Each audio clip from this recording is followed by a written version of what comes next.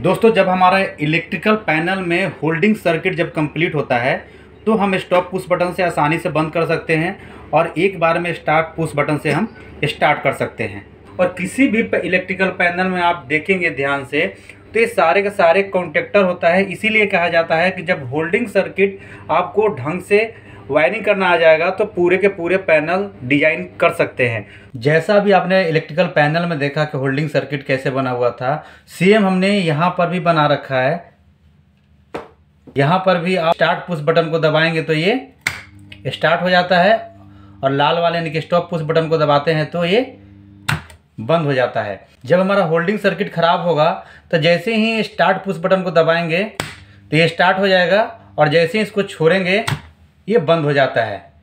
दोस्तों, किसी भी इलेक्ट्रिकल सर्किट में वायरिंग करने से पहले आपको एक ड्राइंग बना लेना चाहिए। इससे क्या होता है कि आपका कोई भी वायर मिसिंग नहीं होगा और जो भी आपका काम होगा बिल्कुल कंप्लीट होगा। जैसे हमने यहाँ पर एक होल्डिंग सर्किट बना रखा है और यहाँ पर आप देखिए यहाँ पर इंडिकेशन सर्किट बना रखा है और साथ में इस वीडियो में आप ये भी सीखेंगे कि हमारा जो कॉन्टेक्टर ऑन है या फिर ऑफ है उस कंडीशन में भी हमारा इंडिकेशन यानी कि लाल वाले और हरे वाले बटन में लाइट जलना चाहिए। ऑपरेटर को ये मालूम हो जाता है कि हमारा पैनल में जो है हमारा कॉन्टेक्टर ऑन है या फिर ऑफ है, क्योंकि आने वाले दिनों में केवल आप होल्डिंग सर्किट ही नहीं, आपको पैनल के होल्डिंग सर्किट में ही काम करना पड़ेगा।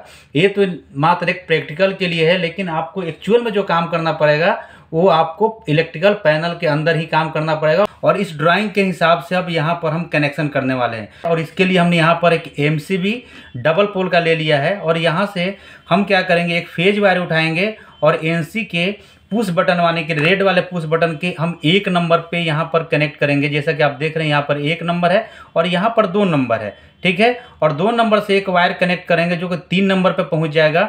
वो 3 नंबर किसका होगा, वो होगा हमारा NO पुश बटन के। और वहाँ से फिर 4 नंबर से एक वायर कनेक्ट करेंगे, यानी कि यहाँ से वायर कनेक्ट करेंगे और ये चला जाएगा कॉन्टेक्टर के A1 यानी कि कॉन्टेक्टर के कॉइल में। चलिए सबसे पहले हम लोग इतना वायरिंग कर लेते हैं, उसके बाद हम फिर समझते हैं। तो यहाँ पर हमने वायरिंग कंप्लीट कर लिया है। अब यहाँ पर देखते हैं कि जो हमने वायरिंग सर्किट बनाया है उसी के हिसाब से ये वायरिंग किया हुआ है कि नहीं किया हुआ है। तो हमने यहाँ पर MCB से उठाया है एक फेज वायर, है ना, MCB से फेज वायर उठाया है और ये चला गया है कि NC के 1 नंबर टर्मिनल पर। तो आप यहाँ पर ध्यान से देखेंगे कि NC के 1 नंबर टर्मिनल पर ये वाला वायर कनेक्ट हो गया है। यहाँ से 2 नंबर से एक वायर कनेक्ट हुआ है जो चला गया है NO के 3 नंबर पे, 3 नंबर तक पहुँच गया। अब यहाँ से एक 4 नंबर पर वायर कनेक्ट करेंगे, है ना, 4 नंबर पर वायर कनेक्ट करेंगे और ये चला जाएगा हमारा जो कॉन्टेक्टर है कॉन्टेक्टर के A1 टर्मिनल पर चला जाएगा। अब क्या करेंगे कि इस कॉन्टेक्टर को एक न्यूट्रल सप्लाई भी देंगे ताकि ये जो हमारा कॉन्टेक्टर है कॉन्टेक्टर ऑन और ऑफ हो सके। तो यहाँ पर हमारे पास न्यूट्रल भी मिल रहा है, तो एक न्यूट्रल को उठाएंगे और डायरेक्ट क्या करेंगे A2 टर्मिनल पर डाल देंगे। तो अब हमारा MCB से जो न्यूट्रल सप्लाई था, न्यूट्रल सप्लाई को हमने यहाँ पर A2 पर कनेक्ट कर दिया है। अब यहाँ पर हम ऑन करके देखेंगे कि जो हमारा कॉन्टेक्टर है कॉन्टेक्टर कैसे ऑन हो पा रहा है। तो यहाँ पर हमने MCB को ऑन कर लिया है। अब यहाँ से क्या करेंगे, जो स्टार्ट पुश बटन है यानी कि NO पुश बटन को हम यहाँ पर दबाएंगे। तो इसमें क्या होता है कि जब तक हम इसे दबा कर रखेंगे जब तक ये ऑन रहेगा और जब इसको छोड़ देंगे तो ये बंद हो जाएगा। लेकिन हमारा कॉन्टेक्टर परमानेंट ऑन होना चाहिए कब तक, जब तक कि हम ये स्टॉप पुश बटन से इसको बंद न कर दे। तो इसके लिए हमें होल्डिंग सर्किट बनाना पड़ता है। तो होल्डिंग सर्किट बनाने के लिए क्या इसमें ड्राइंग में क्या बता रहा है कि 2 और 3 नंबर के कहीं से भी, यानी 2 नंबर से भी उठा सकते हैं आप, 3 नंबर, क्योंकि वायर एक ही है।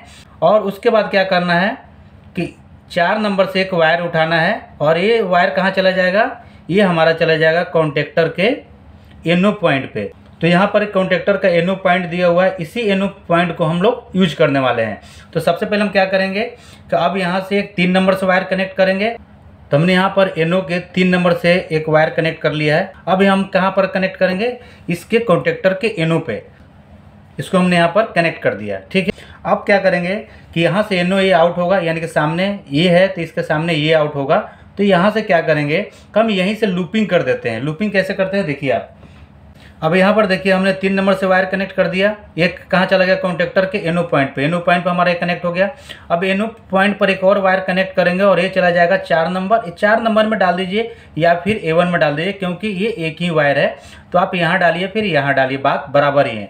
सामने वाले एनो पर यहाँ पर वायर कनेक्ट कर दिया है।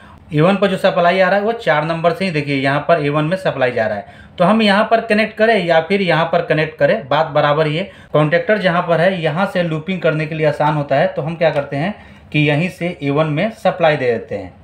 तो अब हमारा ये सर्किट पूरा कंप्लीट हो गया है। अब इसे हम ऑन करके देखेंगे कि जो हमारा सर्किट अभी बना है इससे होल्डिंग होता है कि नहीं होता है। तो सबसे पहले यहाँ से हम MCB ऑन कर लेते हैं। ये ऑन हो गया हमारा MCB। अब हम यहाँ से क्या करेंगे कि स्टार्ट पुश बटन जो है उससे हम प्रेस करेंगे और इसको छोड़ दिया, ये होल्ड हो गया हमारा, है ना। ये देखिए आप यहाँ पर हमारा जो कॉन्टेक्टर है होल्ड हो गया।